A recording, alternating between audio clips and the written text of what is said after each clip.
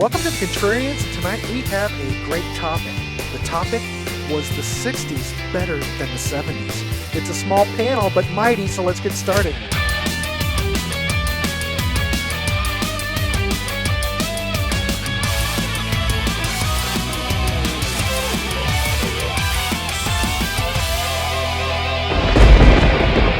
Welcome to the Contrarians, and tonight we have a small panel, but this panel is top-notch. We've got Pontus here, and of course Martin and I are here. We are talking, this is the topic, get this. Was the 60s better than the 70s? So we're going to just have a throwdown. We're going to talk about it and see what we think. Again, Pontus, welcome to the show. It's nice to see you. Thank you. Thank you. Since you're the only real guest here, I'm going to throw it out to you. Was the 60s better than the 70s? Why and why? Or I don't know if you think it is better. We want to hear your comments. So take it away. Here's my take on it. I'm a huge 60s fan and I'm a huge 70s fan. I think the golden age for rock and roll was 55 to 75. There is the soft spot for me.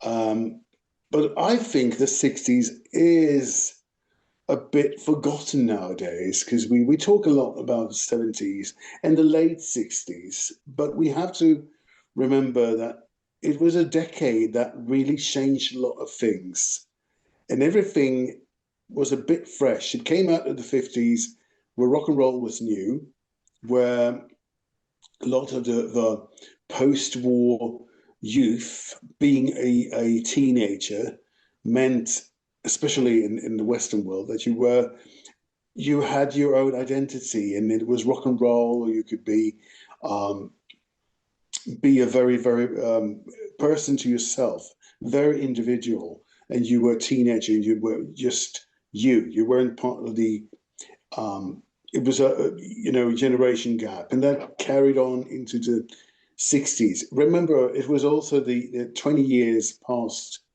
World War II, especially in the UK, where that country was re-establishing itself.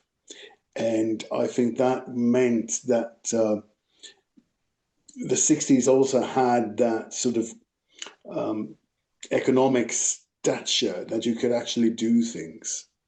So what I think of the music and the culture is, I want to start with, if you compare the 70s and the 60s, you can't go past the Beatles. I mean, here's a band that really changes the game for the whole, Western world, in a sense. Four guys from Liverpool really, they start with being a sort of rock and roll band, R&B band, end up being a sort of multi-musical creative band, album band, right? I mean, I always said that if there was ever a progressive band, it was the Beatles. I mean, take for instance, She Loves You. It's recorded, I think, in July '63, and it's a very sort of catchy pop songs everybody heard. She Loves You. But 3 years later, nearly 3 years later, they're doing Mark 1, which turns into Tomorrow Never Knows, in April of '66. That is just nearly 3 years, and it's so different from each other. It's a total different band, but it's still the same four musicians. And I think that couldn't happen in the 70s. The 60s had that vibe to it, that sort of creative groove to it, that it had, you could go from different, because everybody got into different, it was so quick. And I mean, it's just amazing. If you look, for instance, for jazz, you have Miles Davis. If you just focus on Miles Davis, he starts the 60s with Sketches of Spain, which is a rendition of Rodrigo, Concerto de Aranjuez, and other Spanish stuff with Jill Evans, with a big band, with an orchestra. And he ends the decade recording not releasing, because that's in 1970, but he records Bitches Brew. There's all, the journey from those two opposite musics or types of music is so, it just shows the way, the optimism of that, and the thing you could do during those 10 years. You can argue, yes. I mean, the music of 1970s and 1979 is different. Of course it is. It was 10 years as well. But there's something happening that is so rushed from 1960 to 1969. And if you compare who he compared with, or who conquered, or what competition Miles Davis had, he had John Coltrane. I mean, that is another musician that really turns the jazz world on its head. And he had less than, he didn't live to see the whole decade through. He died in 67 at 40. And he does so much to turn the music, to turn the jazz music on its head. And it's very political. It's very sort of part of the zeitgeist, part of the idea. I mean, if you look at the jazz from the 70s, well, McLaughlin, of course, was devoted to certain religious things, but I don't know what Pat Metheny did politically that really changed the world. Really, I mean, or something like that. It's just that decade, right? And you also have. The music changes so quickly. I mean, it starts. 1960s music is Only the Lonely by Roy Orbison. 1969 music is Whole Lotta Love by Led Zeppelin. It's just, the difference is so huge. I mean, you have Hendrix, you have the whole soul movement, you have Motown, you have Stax. You have people coming in from different cultures. You have the whole folk movement. You have Bob Dylan telling everybody to write their own lyrics, to have a meaning to the lyrics, which of course we still thrive on today. But it's just happens to be that way. I mean, and if you compare, you have in '66 you have Knock on Wood by Eddie Floyd. In 1979, you have the same song with Amy Stewart. If you compare the versions, you get the disco version, and then you get a Stax version. It's so different. I mean, it's also the underground, with Psych and proto-prog, and turning into metal, right? The first Black Sabbath album is recorded in '69, but it turned out to come out in '70s. So yeah, it's just a decade that rushes through and delivers so much, and it's a mystery to dwell on it, and really see what actually why it went so quick. But it's just fascinating. Nice. Very cool. Yeah, I get it. Yeah. But you think of that time period, though, Pontus, if Yeah. it wasn't for the Beatles, we wouldn't be where we are now.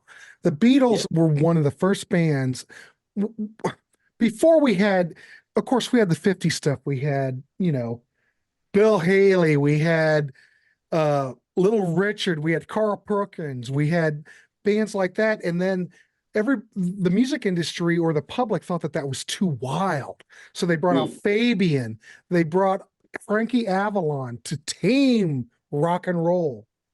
Bobby Winton. There you go. But then when the Beatles came over, we have a band that played their instruments. They all sang. They all wrote the material. We hadn't had that before. And they were just such on another level that it just incredible, And And and you mentioned how they changed so fast from 1963 to 67. You wouldn't know it's the same band. yeah, They were on such a high level of creativity and songwriting. You couldn't compare them with anybody else. They were just like, we'll never see anything like that again. Maybe we will, but I doubt it. It wasn't the era, and the 60s grew so fast because if you look at what happened in the early 60s, and by 69, you wouldn't even recognize it. yeah. It was just an era that was just on fire. We wouldn't have anything in the 70s kind of slowed down. If you look at what happened in the early 70s and late 70s, not that much drastic difference. There's a lot of great stuff in the 70s, don't get me wrong, but the 60s was just that era that was just on fire, full of creativity, the whole hippie movement, that whole thing. Jefferson Airplane, The Who, oh my God. I could list tons of bands. Everybody was just on fire then. It was just like fresh and new. And, a lot of the stuff that you see now is a rehash that what happened then. The only real new thing that has really ever come out is hip hop and rap in 1979. That it was a totally new thing. Everything that we previously saw was based on what happened in the 60s. And it's been built upon that and just kind of morphed. But you have to give it to rap and hip hop. I'm not into rap and hip hop, but it was fresh and new. There hasn't been anything fresh and new since. So I don't know. I don't know what it meant. I'm just going on a tangent, but there you go. But you can see my point.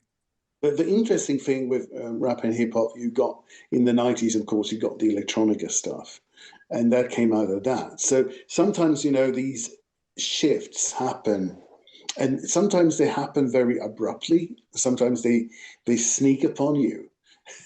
Well, it's very interesting. I was watching this video which showed every Billboard #1 single, and you can actually see the development in people's tastes. I think what happened in the 70s that people were, I think the economies played a big role because we had a recession in 73. And we also had sort of, middle class sort of a bit of a backlash to that. People wanted to settle down a bit. And so you get your Carpenters and you get your Helen Reddys and things like that.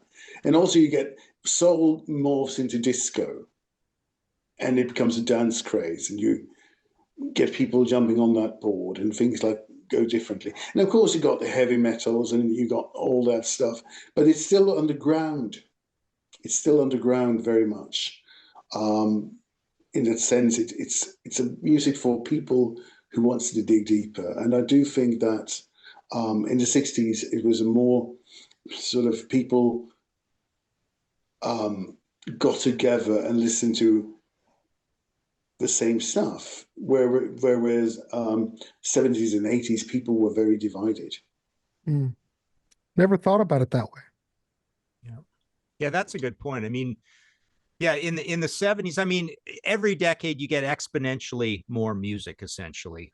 So that makes a big difference. I mean, I'm just going to approach this more like from a personal taste point of view. I feel like the 50s lasts until like 1964, and the good part of the 60s to me lasts until about 1975, I'd say. I mean, that's where, or not last, but put it this way,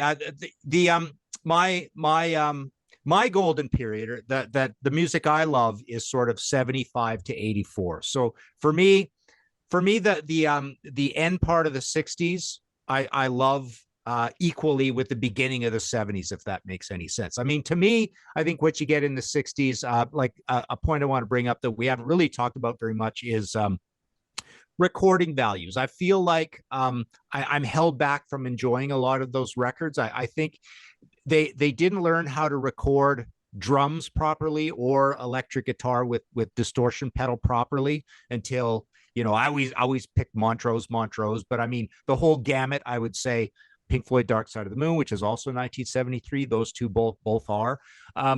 So I've always had a problem with, number one, it's 2 eras earlier than me, even though I'm old. But for some reason, I've always had that bias of involuntarily, the music I love the most is the music from 75 through to about 80 kind of thing, right? So when I go back to that music, yeah, I'm a little nonplussed by the production values, the noisiness of things. I wasn't really into any of the pre-garage stuff, and then even when garage comes around, I've tried to get into that, and I've read all my liner notes of my 2 Nuggets box sets, and a couple other ones like that, and it's really interesting watching that evolution. But it's still, I think every generation feels this about the older music, unless you're really into it and you study it like you guys both have. But I think every young generation, if you're remotely casual, you think that there are limitations in every single box to tick, and there's a conservatism there, right? So I think, to me, the part of the 60s where it rapidly picks up is the whole psych explosion, more than anything. I mean, that's when you get a lot of creativity with lyrics and production values. You start hearing lots of bells and whistles, and the album covers get great. So I think that's where you start seeing that rapid pickup. And of course, as you guys have both correctly mentioned, the Beatles kind of start everything. They're always kind of first, and everybody's sort of following the Beatles. But you think of Hendrix and MC5 and Led Zeppelin starting with 2 records in the 60s. You got the Doors, Pink Floyd, Yes. So you've got proto heavy metal and you've got proto prog. So there's a lot of value there. But I like Pontus's point also about, this is a little bit about how things fragment and we get put into genres, and every decade further on, it just gets more hyper concentrated. But the really cool thing is that put it this way, in the early 60s, there wasn't much rock journalism, but rock journalism picks up in 68, 69, and you get some serious rock journalism. And then basically from there until about 1975, a very cool thing that you do get is that, as Pontus correctly mentioned, everybody is listening to the same music and discussing it, right? Everybody's, we're all studying the same stuff. We're all hearing it. We're all communicating, talking directly with people, sitting down, poring over the album covers, the liner notes, playing this stuff. Just listening intently, reading everything, discussing all the songs. So that's a really cool thing about that. And I remember I distinctly, I brought this up a few times, but I remember reading a lot of those old magazines, and somebody put out a new album and you'd see 3 reviews of the same album in the same magazine, right? It's like, no, we want all our writers to tell us what they think about this, right? It's kind of like what we do with the panels, right? So yeah, I guess that's my thing. With this question, was the 60s better than the 70s? For me personally, I would always kind of say hell no, because all my favorite albums are in the 70s, essentially, with a few in the 80s and really none in the 60s. That wall goes up. I did a podcast episode called "Is This Music Depressing?" Right, and I have this wall that's unfortunately gone up for pretty much anything pre about 1974, where I feel it's like dark and surly and druggy, and I can't relate to it. And it just feels like a hostile time and all this.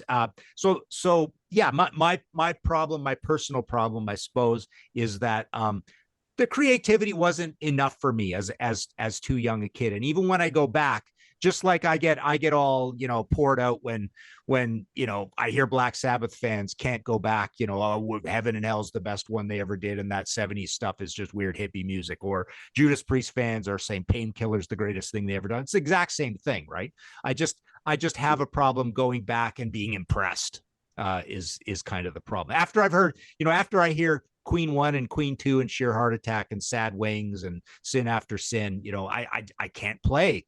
I can't play anything that too early and go, and because my head is always just comparing it to these masterpieces of production. And I just can't be impressed enough. So there's my. Well, it all depends upon when you come into things.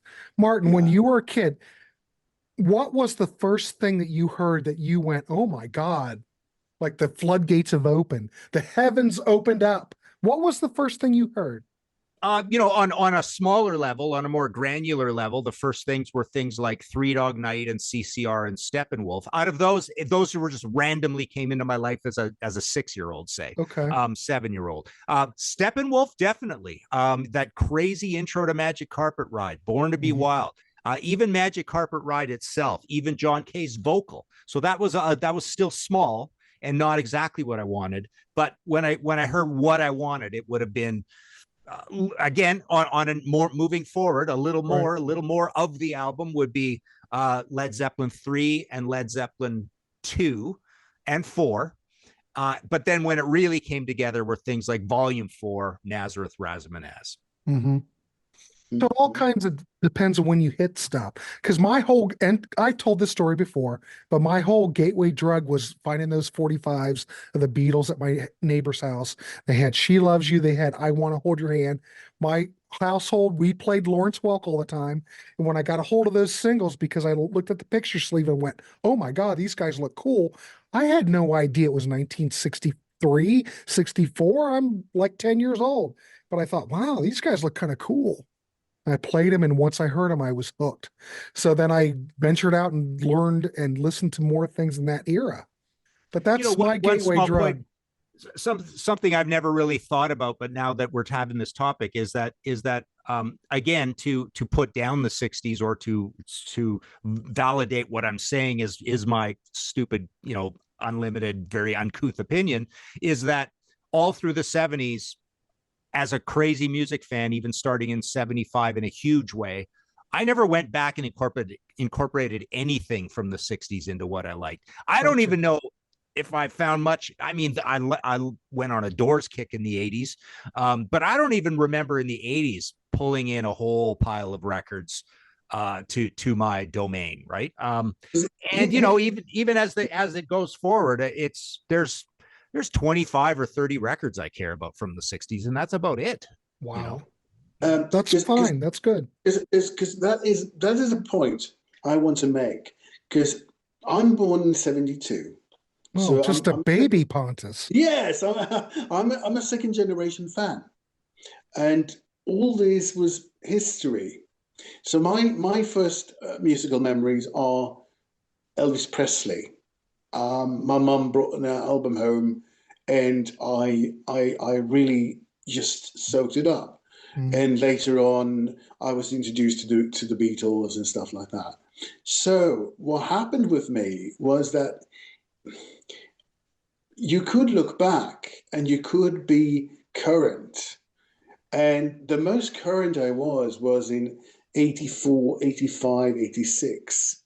What happened was, for me, and I think a lot of my generation, people born in the 70s, we were lured into this sort of 80s music. And we were told that these are big bands. So you go out and you buy the new Black Sabbath album, and it's called Seven Star, and it's featured Tony Iommi. You go out and buy the new Paul McCartney album, and it's called Press to Play.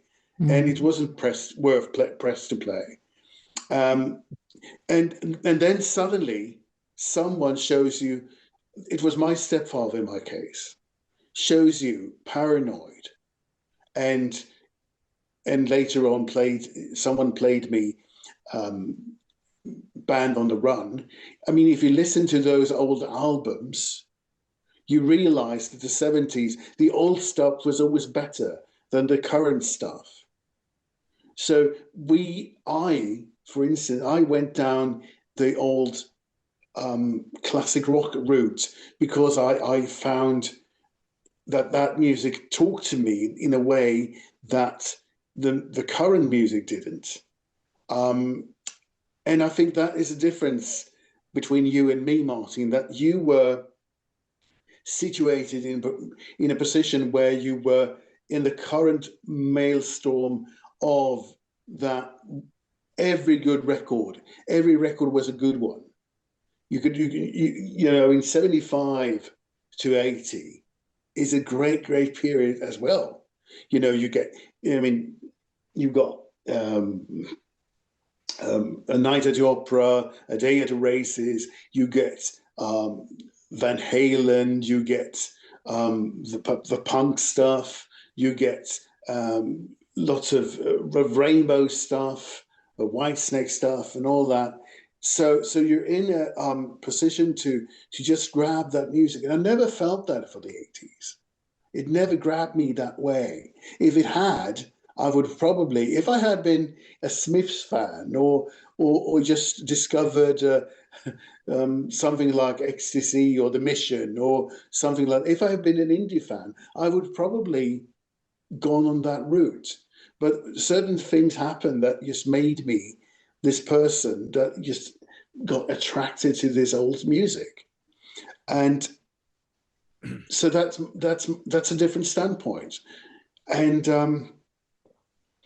funnily enough, I now try to reevaluate the 80s and listen to what was actually there. Because you heard things on radio, and the stuff you heard on radio was of course the mainstream. And once you go down, you go deeper, dig deeper, you find the good stuff, even today. So that's the difference for me. That's, you know, I was lured back into the 70s and the 60s because I felt the music was better.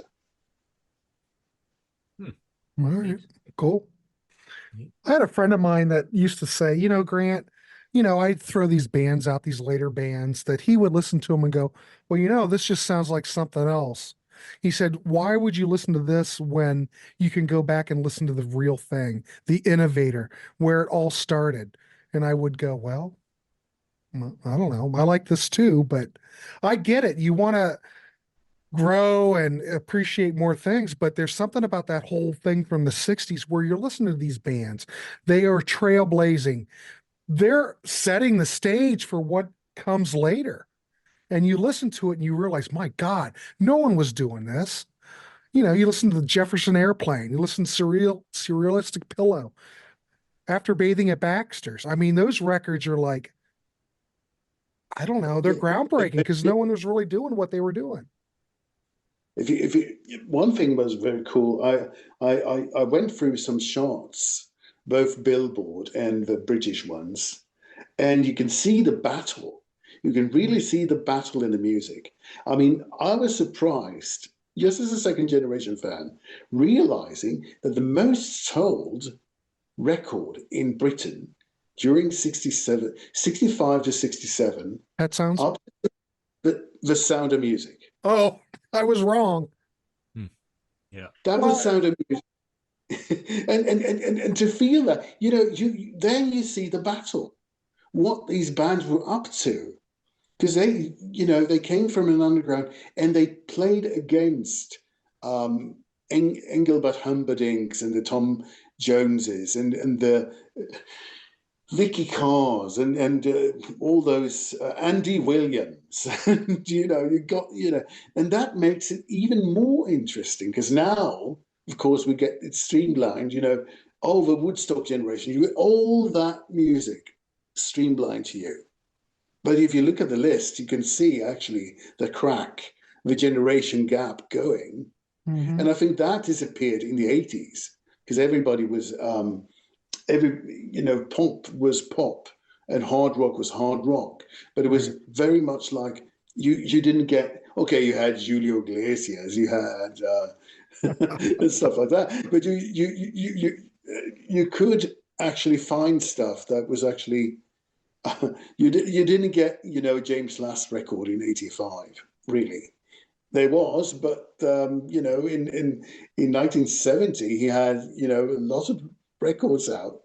So all that thing is also very interesting, that there is a battle. Yeah. And you know, one big thing you got to say for the 60s, I mean, I've always kind of framed it this way, that it really is the birth of rock and roll. Like 67 to me is way more of a birth of rock and roll year than the actual, you know, slight speeding up of the blues and changing this to that, and having the, you know, the drummers finally kind of hitting the 2 and the 4. And, you know, I mean, that's almost like an academic archaeological look at the birth of rock and roll. I mean, obviously it's a thing, but I think the greatest thing you can say about the 60s is it really feels like, you really get the birth of rock and roll. Yeah, I agree. 100%.